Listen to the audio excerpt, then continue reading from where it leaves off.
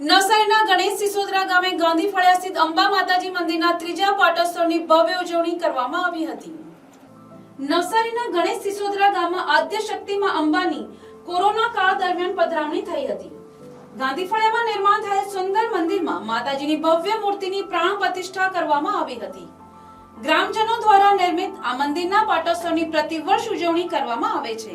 ત્યારે હાલ ત્રીજા વર્ષે પણ ઉત્સાહભેર પાટોત્સવનું આયોજન ગણેશ સિસોદરા ગામે કરવામાં આવ્યું હતું.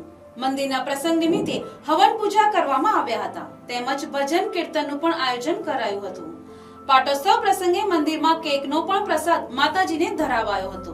ઉત્સાહભેર થયેલ આ ઉજવણીમાં ગામના લોકોએ મોટી સંખ્યામાં ઉપસ્થિત રહી માતાજીના દર્શન તેમજ મહાપ્રસાદનો લાભ લીધો હતો.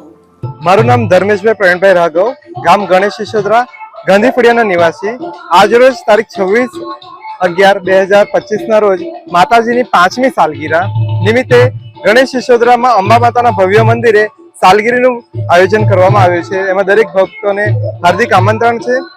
આજરોજ માતાજીના પરંપરાગત રીતે દર વર્ષે અમે જે રીતે સાલગીરીની ઉજવણી કરીએ છીએ તે રીતે સવારેથી આરતી, મહાપૂજા, મહાયજ્ઞ અને મહાપ્રસાદ અને સાથે સાથે ભવ્ય ડાયરાનું આયોજન કરવામાં આવ્યું છે.